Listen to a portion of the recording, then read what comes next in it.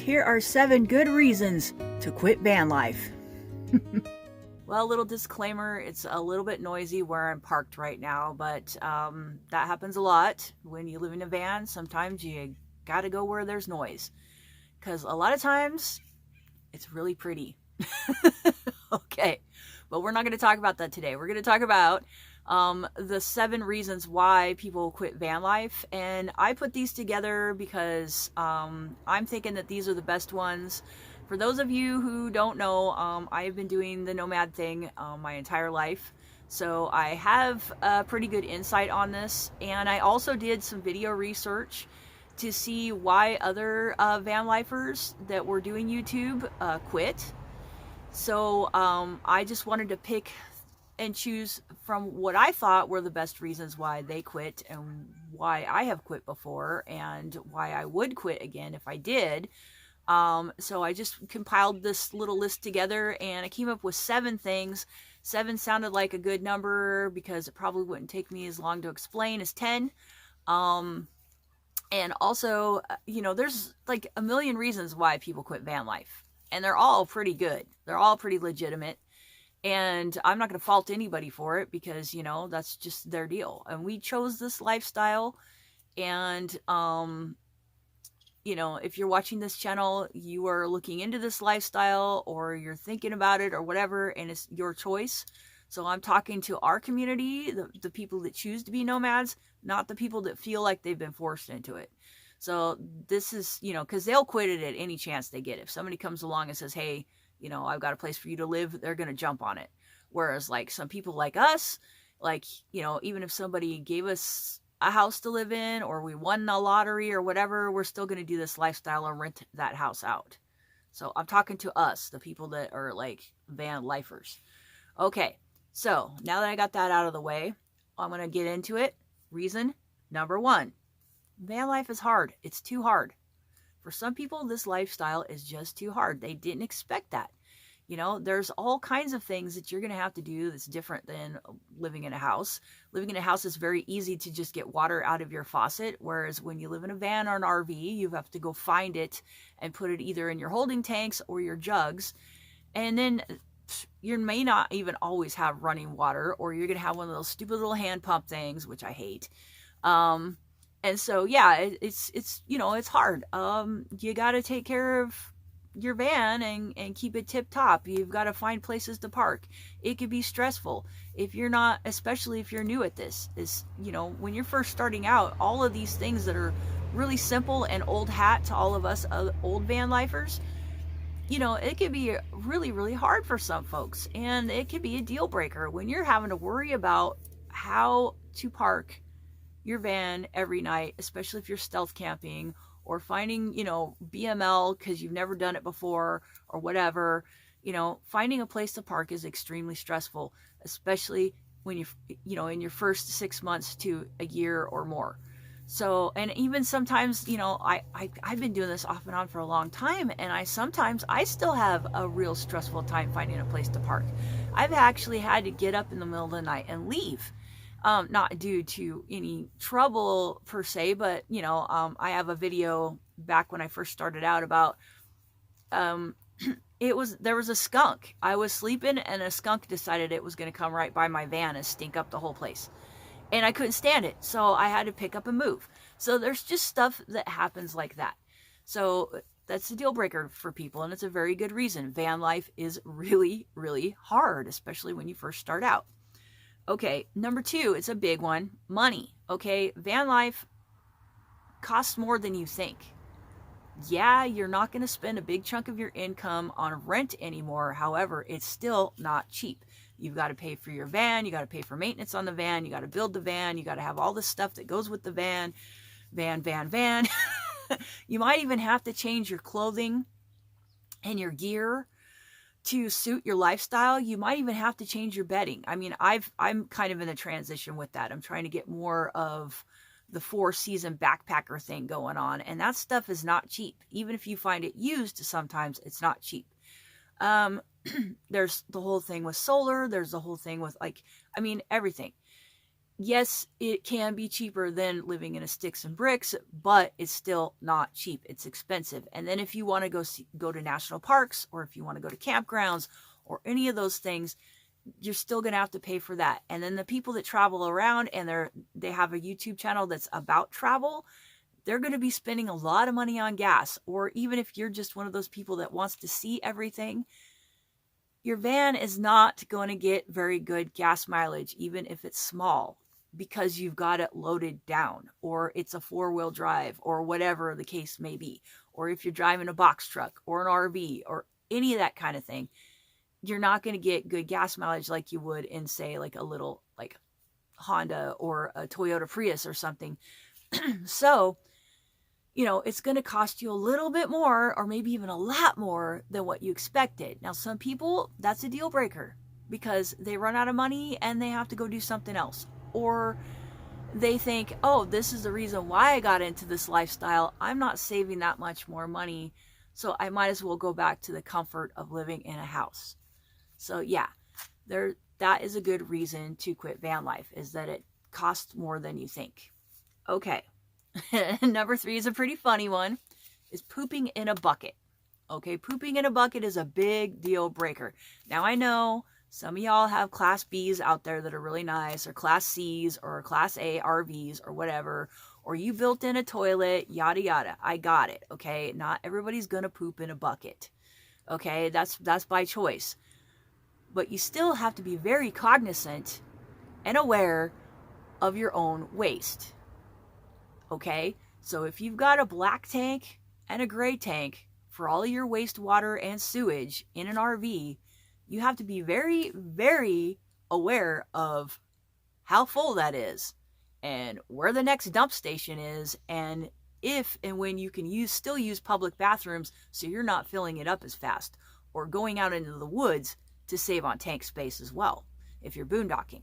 Okay, that could be very stressful. For me, that gave me a lot of gray hair, I'm telling you, because where I live out west, a lot of rest stops that used to have the free dump stations have been closed, and a lot of the RV parks, they don't let you use their dump unless you stay there the night. You have to pay the camping fee. And some of them, and I hope some of these have closed because it's been a few years now, but some of them will charge you the overnight stay, and then if you want to dump, it's going to be an extra fee. It may be only $5 or $10, but you've already just paid like $20-$30 to stay there, and then you've still got to pay again to dump. That's not cool.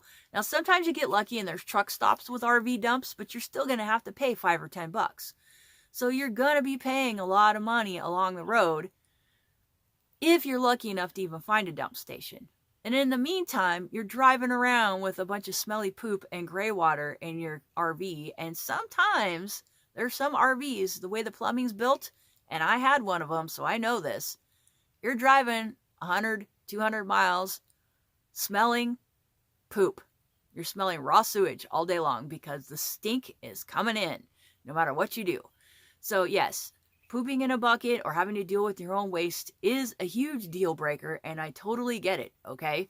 Now, if you poop in a bucket, it's a little bit less stressful, but it is still disgusting, okay? Because you have to take that bag that you put in the bucket where you went to the bathroom, you have to take it out, tie it off, and go throw it away someplace, which is a lot better than driving around for 100 miles with poop in your tanks looking for an RV dump. But it's still disgusting, and it could be a deal breaker for a lot of folks.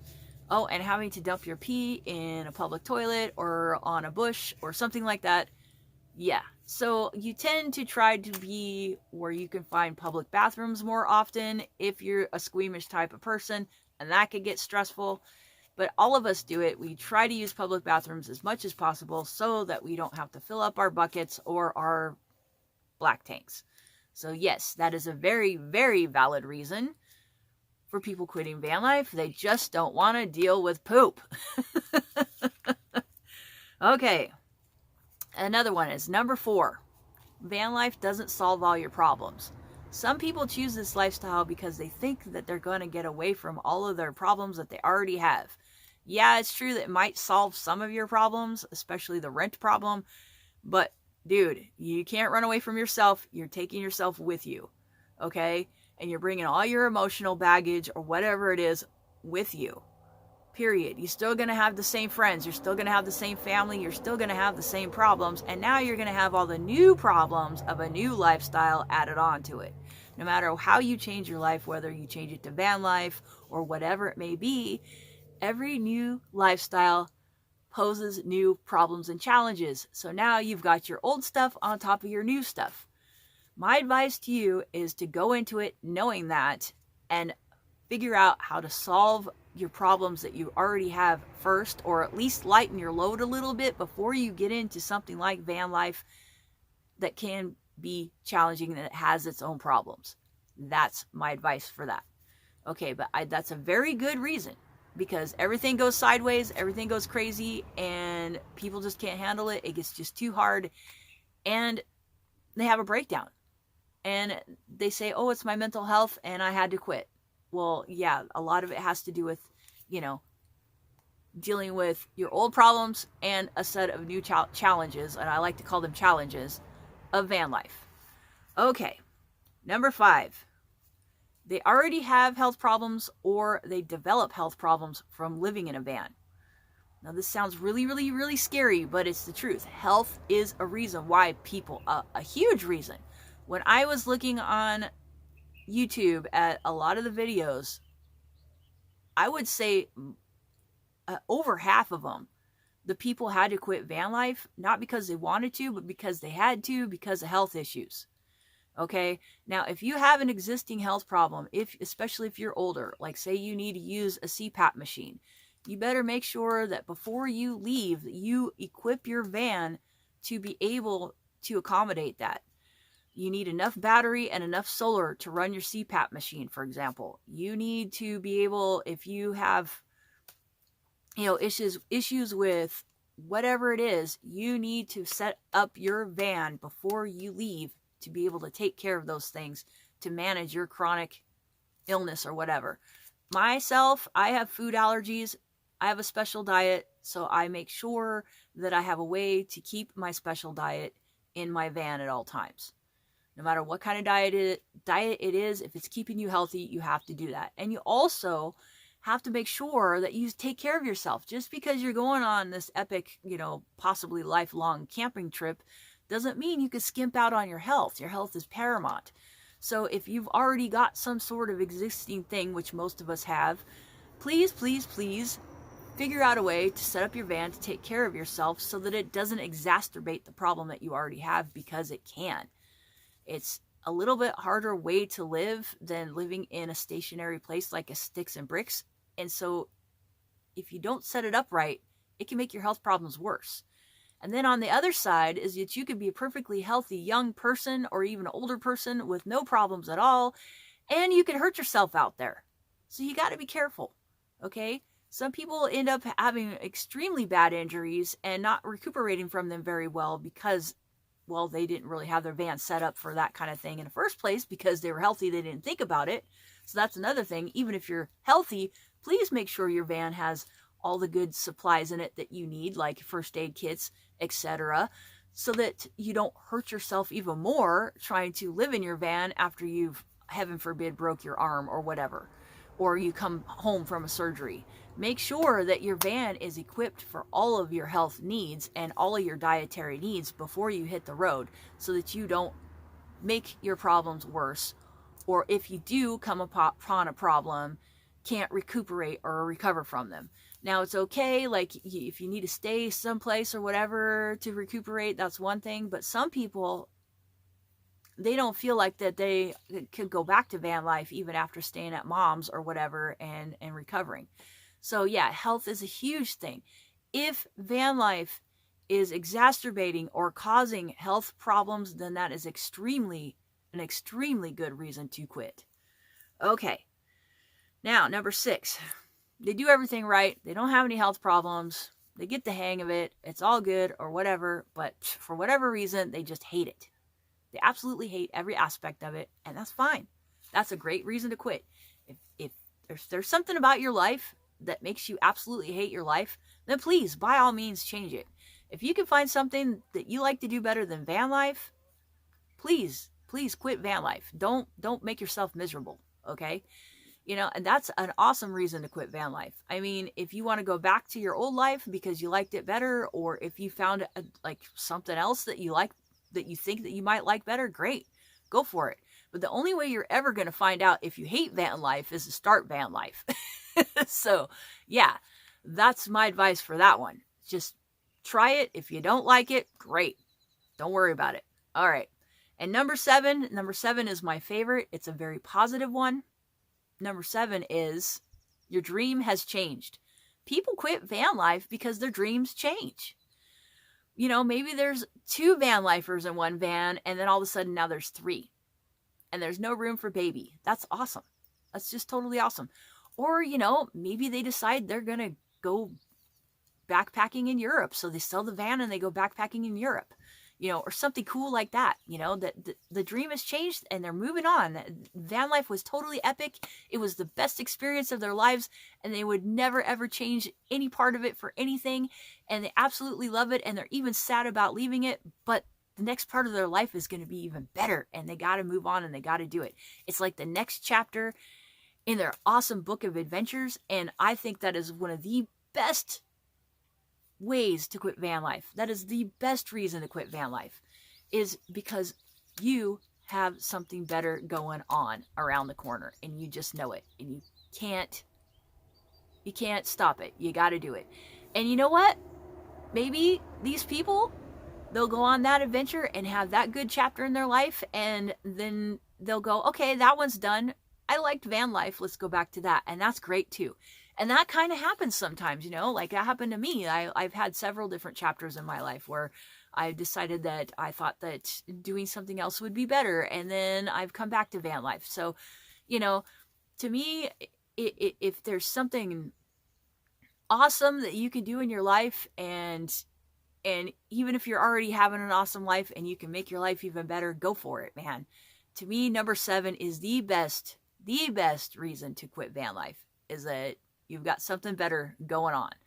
Okay, so to sum it up, these are awesome reasons as far as I'm concerned. Van life is just too hard. It costs more than you think. You gotta poop in a bucket. You develop or exacerbate health problems because you live in a van. You just freaking hate it. Or something better has come along. Your dream has changed. So I hope you guys got something out of this, and I hope you beginners watch this and think about it. And if you did get something out of this, please remember to like and subscribe and hit that thumbs up button for me, okay, guys? And thank you so very much, and I hope you guys are all having an awesome day. Talk to you later. Bye.